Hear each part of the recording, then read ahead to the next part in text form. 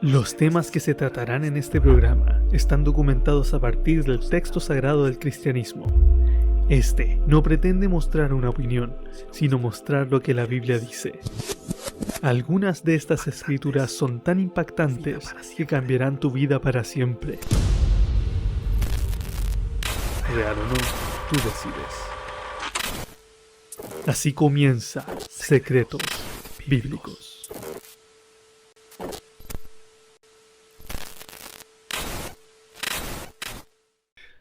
Muy bienvenidos sean amigos a Secretos Bíblicos, este canal donde cada semana les traemos una respuesta a una pregunta que tenemos, preguntas generalmente controversiales, preguntas que tenemos rondando en la cabeza que no sabemos la respuesta, así que la buscamos en la Biblia. Como saben, no me encuentro solo en este capítulo, me encuentro con la distinguida, la inigualable, la hermosa y más sensual esposa Javi. ¿Cómo te encuentras, Javi, el día de hoy? Hola Dani, hola a ti que nos estás viendo y escuchando en este nuevo capítulo. Me encuentro bien, como siempre contenta de estar en un nuevo capítulo y de aprender cositas nuevas. Así que queridos amigos, sean todos bienvenidos a Secretos Bíblicos, como dijo Dani, donde vamos a explorar las preguntas más fascinantes y controversiales de la historia de la fe. Y en este episodio vamos a abordar una teoría que en realidad ha generado un debate en el mundo alternativo y en el mundo teológico. ¿Podría Jesucristo haber sido un extraterrestre? ¿Qué opinas? Bueno, hoy vamos a ver esta idea de diferentes ángulos, incluyendo citas bíblicas, teorías contemporáneas, así que prepárense porque este viaje promete ser de otro mundo. Y aprovechando, si estás acá, suscríbete en el botoncito de abajo, dale me gusta, coméntanos lo que tú quieras, tu opinión, alguna sugerencia de otro tema y compártele este contenido, este video a algún amigo, compañero de trabajo, familia, etcétera, quien sea que creas que le va a interesar y va a ser de bendición para su vida. Así es, recuerda seguirnos también en nuestras redes sociales, tanto en Instagram, Spotify y iVoox como Secretos Bíblicos. En Instagram estamos como Secretos Bíblicos-podcast y también nos puedes encontrar en Spotify como El Libro de los Secretos, donde estamos subiendo todo lo de Secretos Bíblicos más el podcast anterior que era El Libro de los Secretos, como lo dije recién. También estamos regalando 2 libros, Ufología Bíblica, La Ira de Dios y Ufología Bíblica, La Primera Guerra. El link está acá abajo, en este caso que no esté activado el link todavía. Puedes irte al Instagram y en historias destacadas vas a encontrar los 2 libros totalmente gratuitos. Vamos a empezar. Jesús, un extraterrestre. ¿Qué piensas tú, Javi? ¿En la Biblia habla de extraterrestres? ¿Has escuchado alguna vez esta teoría? De que, bueno, aparte de Jesús extraterrestre, de que hayan extraterrestres en la Biblia. ¿Lo avala? Claro. Si nos vamos a la definición propia de la palabra extraterrestre, o sea, que viene fuera del planeta, pues claramente tenemos que entender que primeramente Dios, Jesús, los ángeles y cualquier criatura, incluso Satanás, es un extraterrestre porque no viene de este mundo, o sea, de este planeta, no fue criado en este planeta. Entonces ahí ya de partida sabemos que estos seres que nosotros no vemos y que este Dios que nos creó no son de este planeta, por lo tanto entrarían dentro de esta definición de un ser extraterrestre.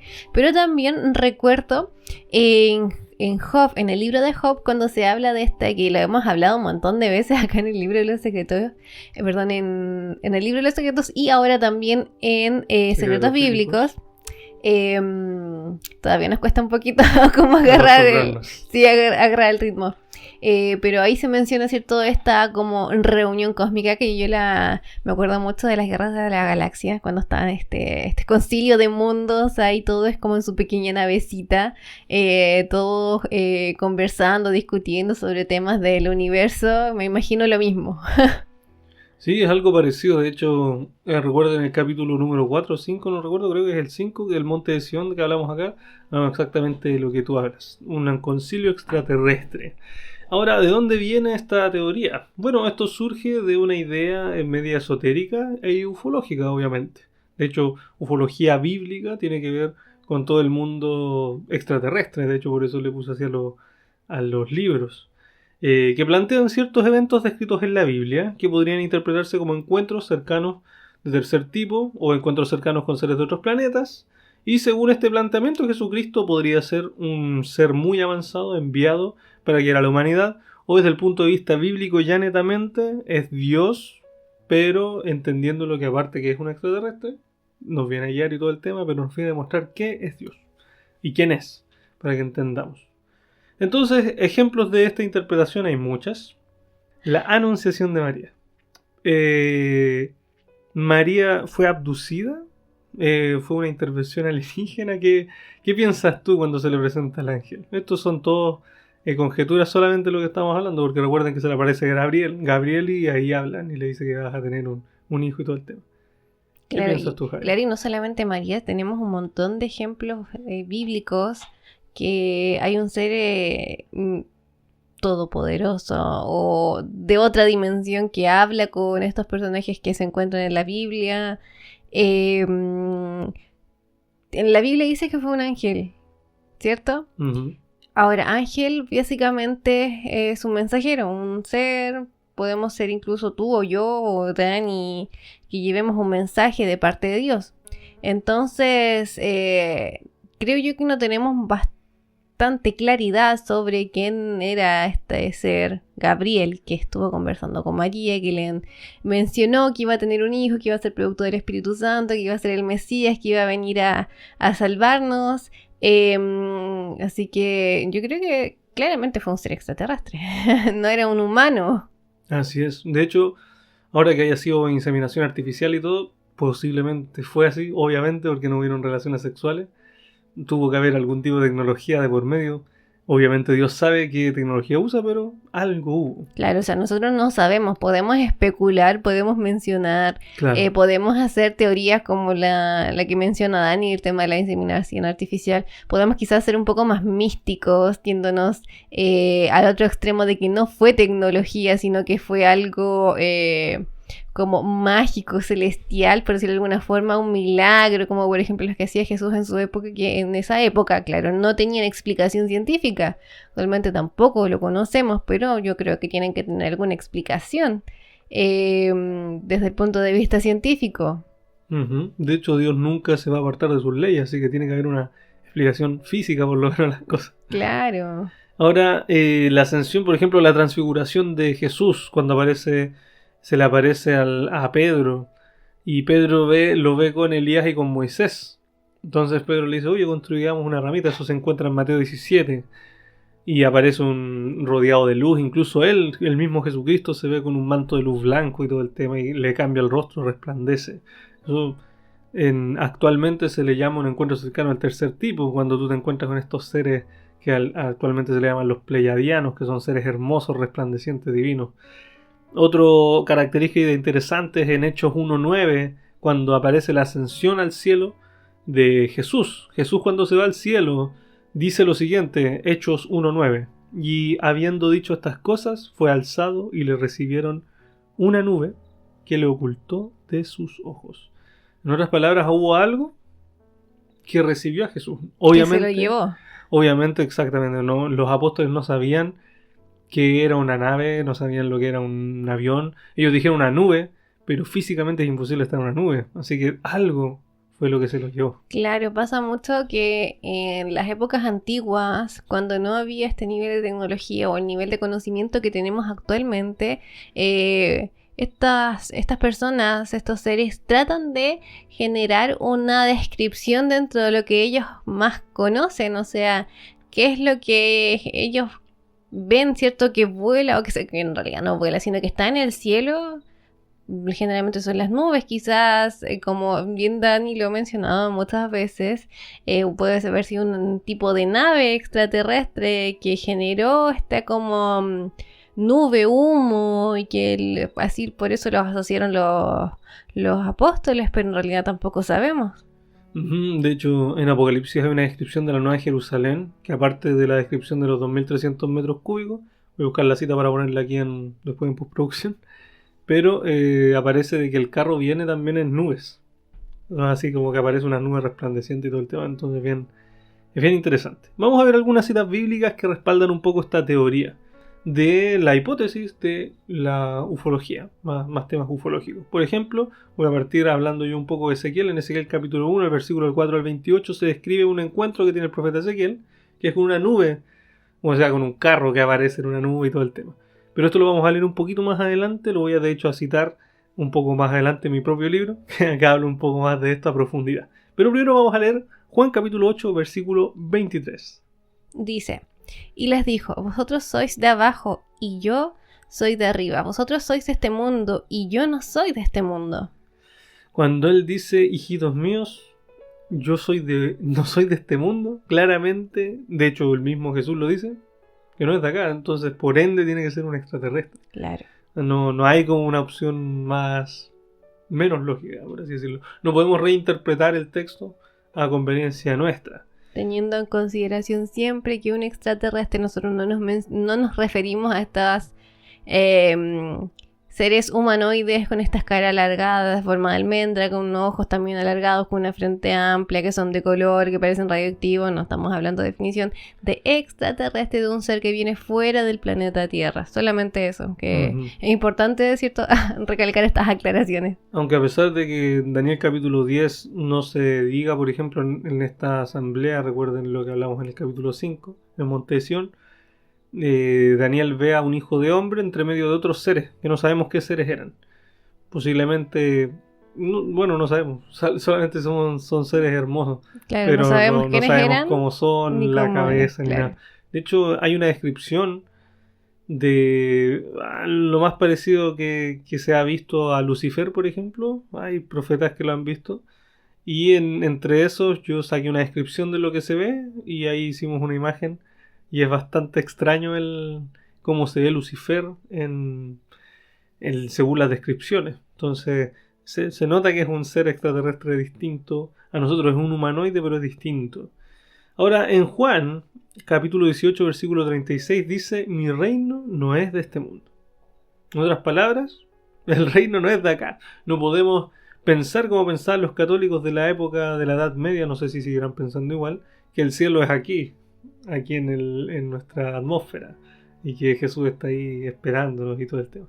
No tiene sentido. En Juan capítulo 1, versículo del 1 y el 14, ¿qué dice Jai? Dice, en el principio era el verbo, y el verbo era con Dios, y el verbo era Dios, y aquel verbo fue hecho carne y habitó entre nosotros. Esto es muy claro, Juan lo deja muy claro. En el principio era el verbo, que el verbo se refiere a Jesús, y Jesús era con Dios y Jesús era Dios. ¿Y qué dice? Que este verbo fue hecho carne para habitar entre nosotros. En otras palabras, se transformó en un ser humano. Esta cita muestra la naturaleza divina tanto de Jesús, que no existió en la creación y que tomó forma humana. Algunos podrían interpretar este acto como una manifestación de un ser avanzado que interactúa con la humanidad. Bueno, Efesios 6:12, ¿qué dice Jai? Dice, porque no tenemos lucha contra sangre y carne, sino contra principados, contra potestades, contra los gobernadores de las tinieblas de este siglo, contra huestes espirituales de maldad en las regiones celestes.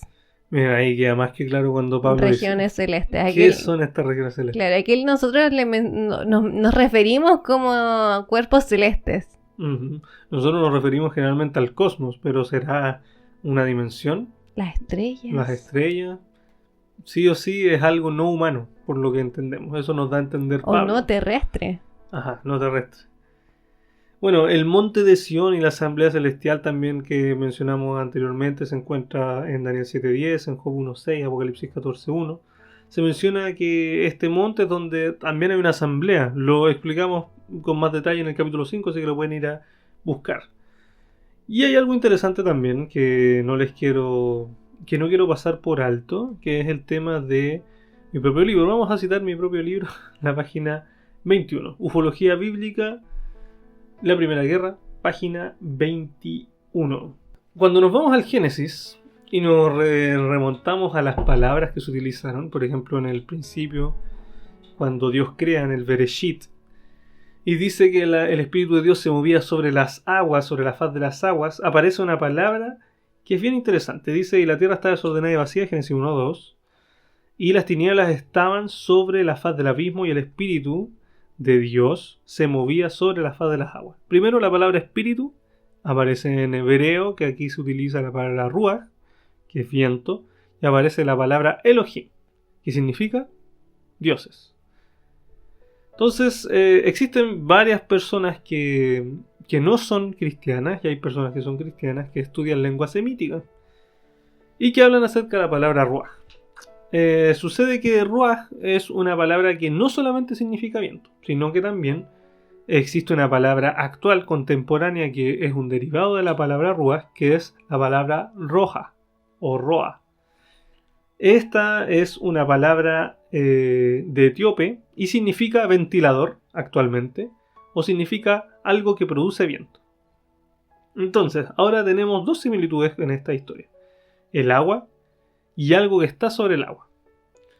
Ahora, en la Biblia hay muchos versículos donde Dios, cuando se hace presente, aparece la palabra ruach o aparece la palabra viento. Por ejemplo, como les dije anteriormente, Ezequiel 1, versículo del 3 al 5, lo vamos a leer. Dice: vino palabra de Jehová al sacerdote Ezequiel, hijo de Buzi, en la tierra de los caldeos, junto al río Quebar, y vino sobre él la mano de Jehová, y miré aquí que venía del norte un viento tempestuoso, una gran nube con fuego envolvente, y alrededor de él un resplandor, y en medio del fuego algo que parecía de bronce refulgente, y en medio de ella una figura de 4 seres vivientes, que esta era su apariencia, que había semejanza de hombre.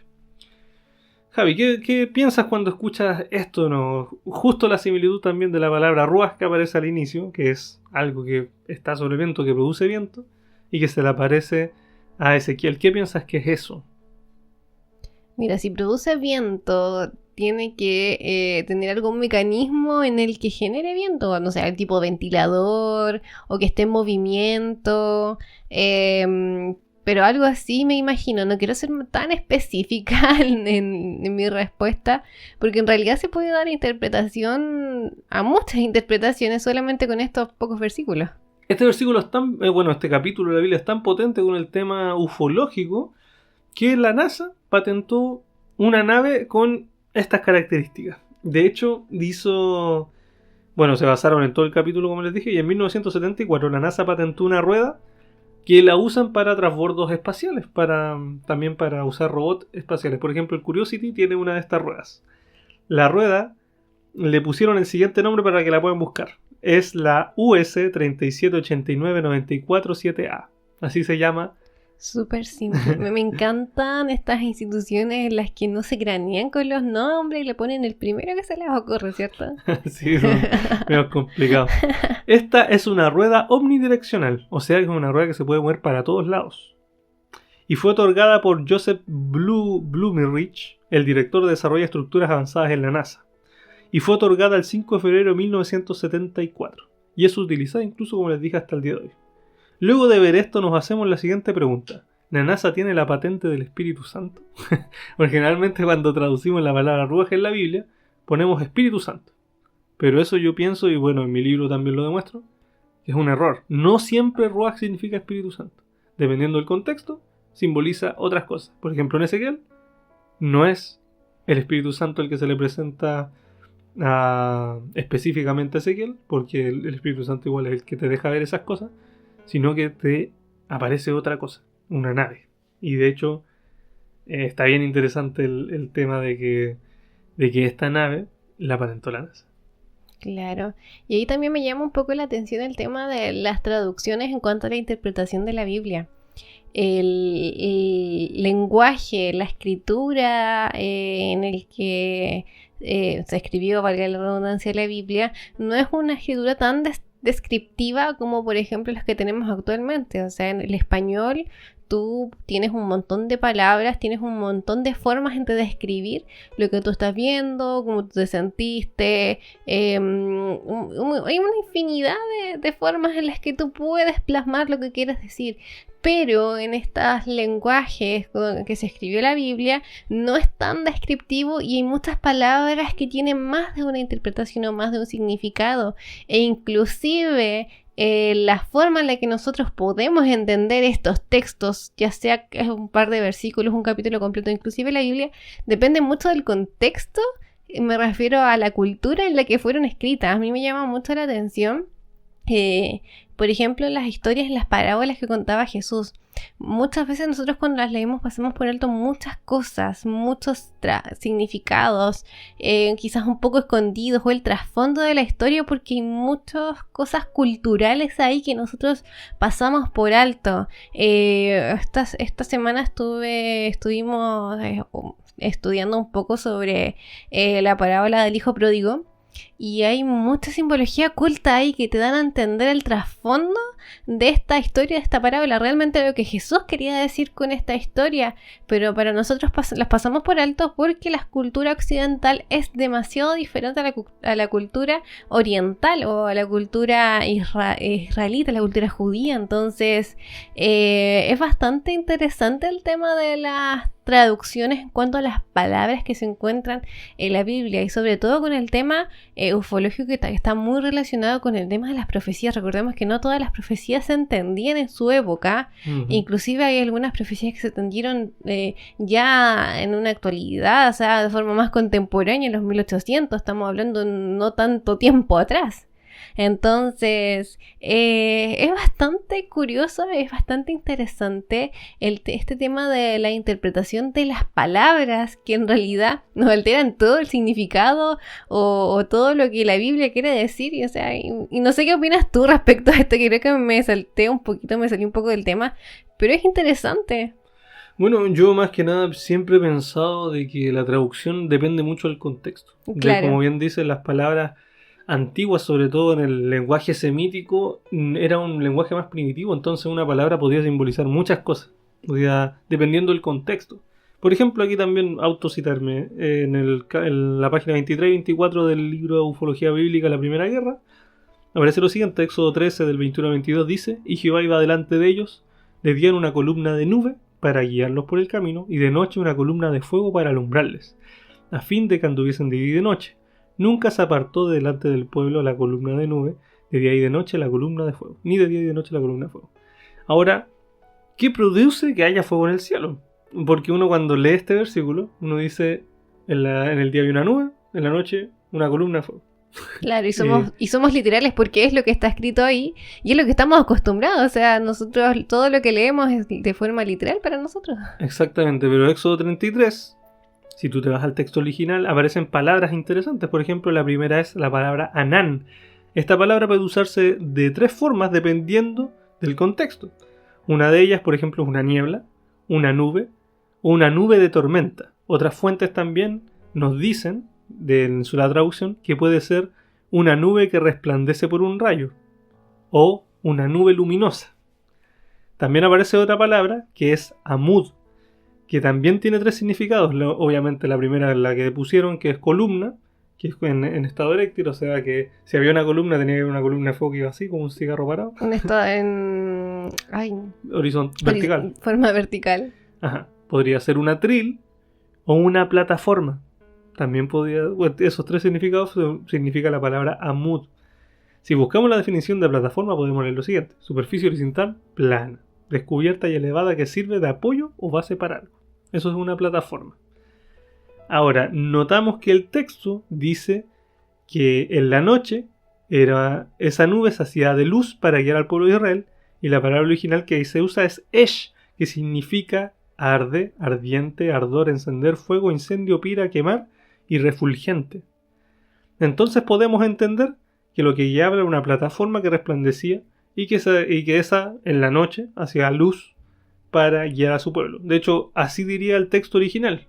Y Yahweh, Éxodo 13:21, y Yahweh, yendo a ellos adelante, de día en una plataforma de nubes resplandeciente, para guiarles por el camino, y de noche una plataforma de fuego, para alumbrarlos y para viajar de día y de noche. Eso dice en el original. Ya decía, hay muchas palabras, como bien decía la Javi, por ejemplo, la palabra kavod, que la palabra kavod también muchas veces se traduce como gloria, pero no siempre significa gloria dependiendo del contexto. Por ejemplo, en Éxodo 33, cuando dice que nadie puede ver a Dios a la cara, y eso es algo que el cristianismo lo tiene pero como tomo y lomo, muchas personas lo han visto a la cara en la Biblia, y lo dice textual, que ellos lo ven a la cara y que hablan con él a la cara. De hecho, el mismo Moisés en el Éxodo 33 habla con él a la cara, y un ratito después, en los versículos de abajo, no puede ver su gloria, porque él dice en español: quiero ver tu gloria, pero en realidad la palabra que ahí aparece es kavod, que puede significar honor, honra, gloria, majestad, multitud, riqueza, reputación o esplendor. Es distinto. Entonces el kavod generalmente era como una columna de fuego. Entonces bien interesante, dependiendo del contexto, porque después igual Moisés pasa el cabot delante de él, pero él está cubierto detrás de una piedra, dice la Biblia, y que el mismo Dios lo estaba tapando.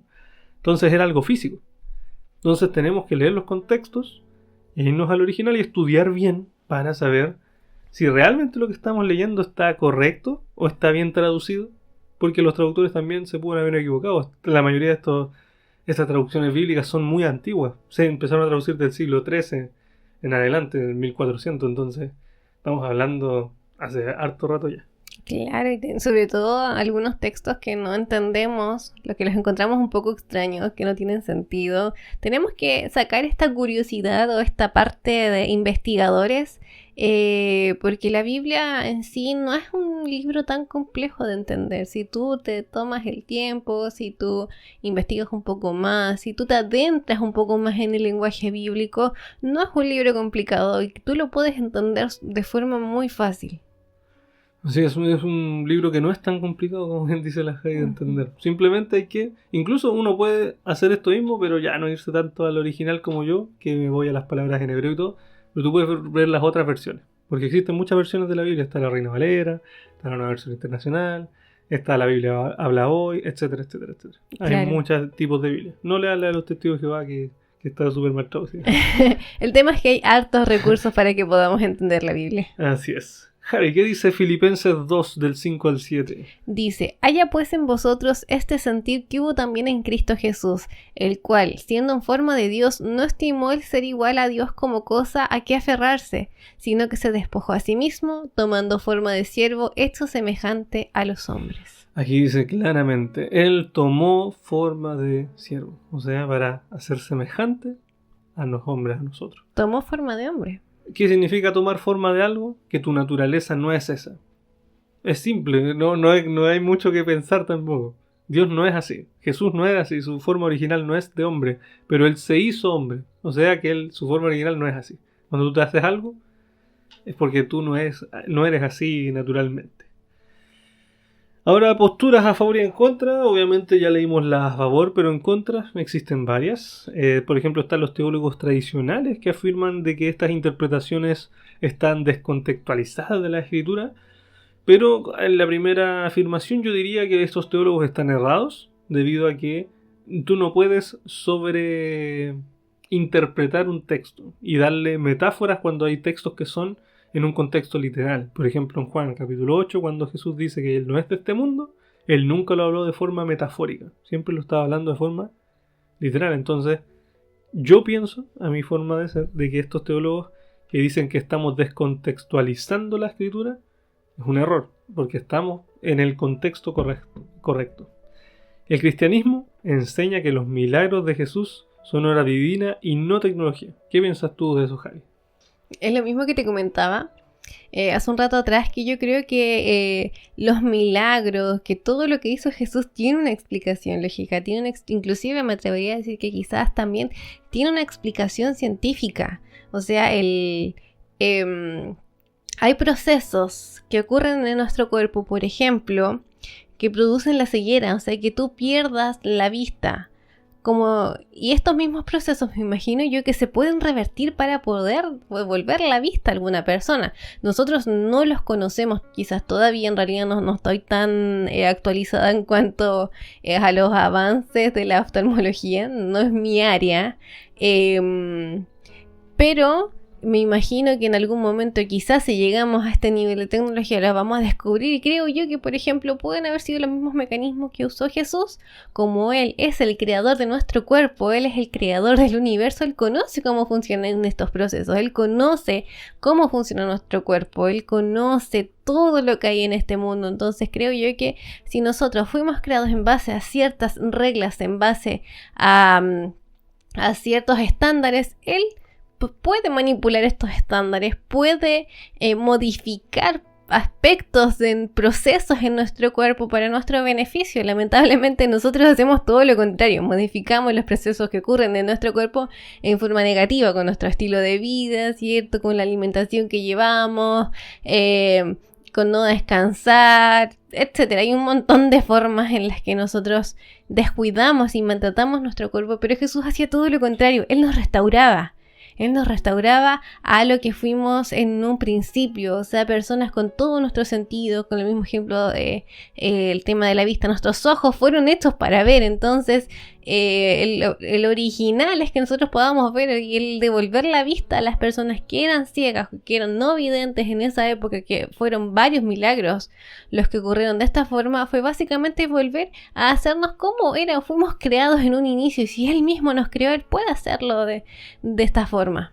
De hecho, sí, yo pienso también eso, que es un tipo de algo que no hemos descubierto todavía.